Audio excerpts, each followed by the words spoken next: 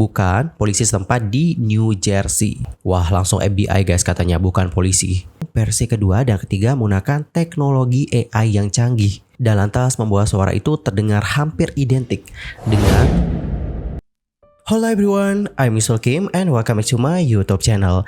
Guys, lagi nonton, gimana kabarnya hari ini? Apakah dalam kondisi yang baik-baik saja? Atau mungkin sebaliknya ya?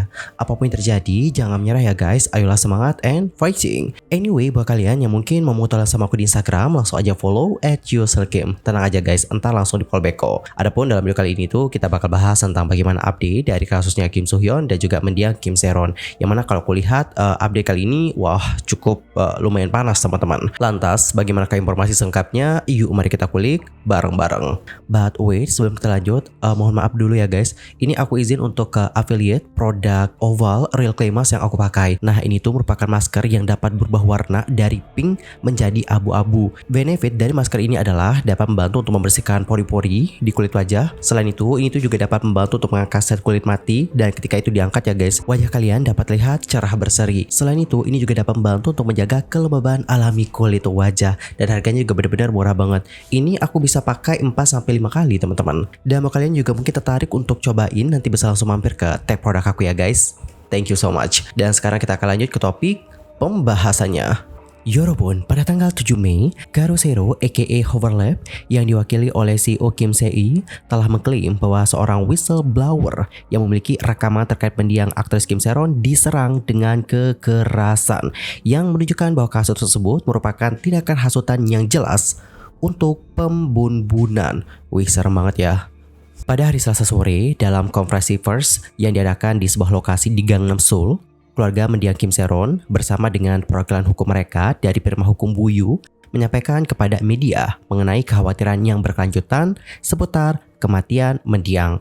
Pengacara Bu Ji Sok dari firma hukum Buyu dan juga Kim Se-i menjelaskan bahwa mereka awalnya berencana untuk mengungkapkan situasi tersebut setelah pemilihan Presiden Korea Selatan, tetapi memutuskan untuk berbicara lebih awal dikarenakan seriusnya perkembangan terkini. Kim lantas menyatakan nih guys bahwa sekitar 1 bulan sebelum Kim Se Ron dilaporkan meninggal, dia menceritakan rahasianya kepada seorang whistleblower yang tinggal di New Jersey, Amerika Serikat. Menurut Kim, mendiang itu mengatakan seperti ini: orang-orang yang paling menyiksaku adalah Kim Soo Hyun dan Presiden Entertainment Lee Jin Ho. Kemudian dia menambahkan bahwa whistleblower tersebut telah merekam sekitar 90 menit percakapan dengan Kim Se Ron yang kabarnya dilakukan dengan persetujuan dari mendiang. Dan pada tanggal 30 April, pelapor tersebut diduga diserang oleh 2 penyerang yang diyakini berasal dari Korea dan juga Cina. Kim lantas mengklaim dengan mengatakan dia ditikam 9 kali di bagian leher. Kemudian beliau menambahkan dengan mengatakan keluarga meminta agar setidaknya sebaiknya rekaman tersebut dipublikasikan karena khawatir situasi akan semakin memburuk. Tidak dapat disangkal bahwa ini adalah kasus percobaan pembunuhan.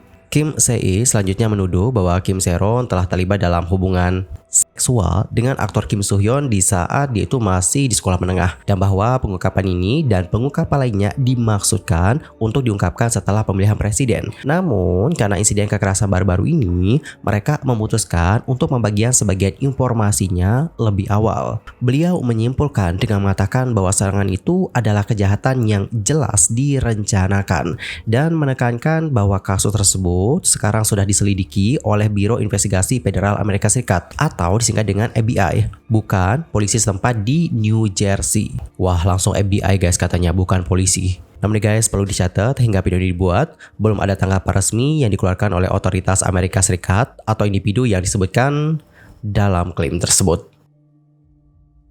Sementara itu, pihak dari aktor Kim Soo Hyun telah mengungkapkan posisi resmi mereka terkait konferensi pers yang diadakan oleh Garo Zero Research Institute. Firma hukum LKB and Partners, perwakilan hukum untuk agensinya Kim Soo Hyun yakni gold medalist, merilis pernyataan resmi secara online. Mereka mengatakan bahwa rekaman yang dibagikan oleh Garo Zero pada konferensi pers dibuat oleh AI. Pengirim yang mengirimkan file rekaman ke Garo Zero dituduh adalah penipu yang pernah mendekati gold medalist. Ia bilang bahwa dia memiliki file rekaman di mana mendiang Kim Se-ron membuat komentar yang menguntungkan tentang Kim Soo-hyun. Si pengirim mengirimkan beberapa file rekaman suara mendiang aktris Kim Se-ron yang telah diduga dimanipulasi dengan meminta uang dari gold medalist. Namun gold medalist tidak menerima apapun dari sang pengirim. Dan ketika penipuannya terhadap gold medalist tidak berhasil, dia dituduh bersekongkol dengan Garo Zero untuk merilis transkrip palsu mendiang Kim Se-ron. Seperti yang sudah disebutkan sebelumnya, gold medalist memahami bahwa pengirim tersebut memasukkan file transkrip yang berisi suara mendiang Kim Se-ron melalui AI dan lainnya. Kemudian tentang foto yang diklaim oleh Garo Zero sebagai foto penyerangan dalam Compressiverse, Garo Zero mengklaim bahwa pengirim file rekaman diserang oleh gold medalist atau pengacara Ko Sang-rok dan merilis foto penyerangan. Klaim Garo Zero ini disebut palsu yang tidak dapat ditoleransi, dan menurut mereka, klaim ini adalah klaim yang sulit dipahami dengan akal sehat. Lebih lanjut, mereka mengatakan seperti ini guys. Hoverlab juga mengklaim dalam Compressiverse bahwa penyedia rekaman diserang atas perintah dari gold medalist atau pengacara Ko Sang-rok dan merilis apa yang mereka sebut sebagai foto penyerangan sebagai bukti. Klaim ini sama sekali nggak berdasar dan nggak dapat diterima. Klaim tersebut juga sepenuhnya tidak masuk akal dari sudut pandang logika sehat. Faktanya ya, foto penyerangan yang disajikan oleh Hoverlab adalah gambar yang dapat dengan mudah ditemukan melalui pencarian internet sederhana.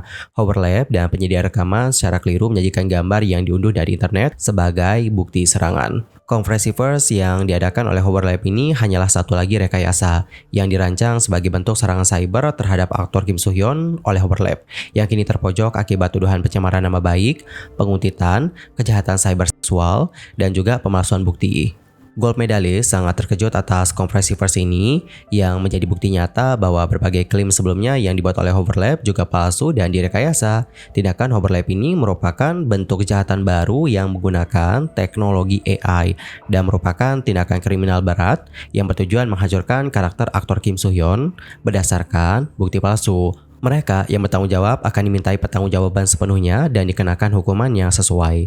Gold medalist akan segera mengajukan tuntutan pidana terhadap Hoverlab atas pelanggaran Undang-Undang Hukuman Penguntitan dan Undang-Undang tentang Promosi Pemanfaatan Jaringan Informasi dan Komunikasi serta Perlindungan Informasi terkait pencemaran nama baik. Kami akan melakukan segala upaya bekerjasama secara erat dengan otoritas penyelidikan untuk memastikan bahwa Hoverlab dihukum sesuai hukum dan prinsip yang berlaku. Tanggal 7 Mei 2025, kuasa hukum gold medalist Ko Ltd dan aktor Kim Soo-hyun, firma hukum LKB and Partners. Oke teman-teman, jadi sepatutnya bagaimana statement mereka. Intinya adalah pihak dari Kim Soo-hyun mengatakan bahwa apa yang diungkapkan oleh Garo Zero itu nggak benar. Itu adalah palsu dan juga direkayasa menggunakan teknologi AI. Selain itu, pada sore hari tanggal 7 Mei, Lee Jin-ho juga mengadakan Compressiverse di Speicher Samsung Station Center yang ada di Gangnam Seoul untuk menanggapi tuduhan yang diajukan oleh Garo Zero mengenai rekaman percakapan dengan mendiang Kim Se-ron.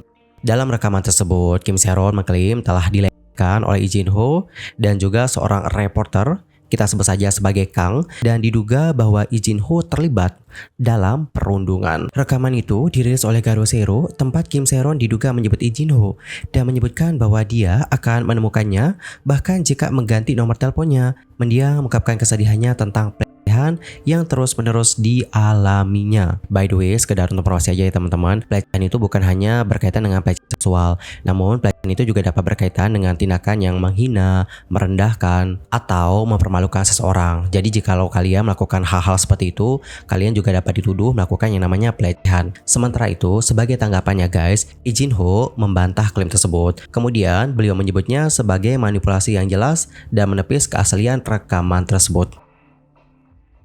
Beliau lantas menunjukkan bahwa orang yang menjadi pusat kontroversi ini yang diduga berada di balik rekaman tersebut adalah seorang penipu dari New Jersey yang dikenal melakukan penipuan voice phishing dan memeras uang dari para korban.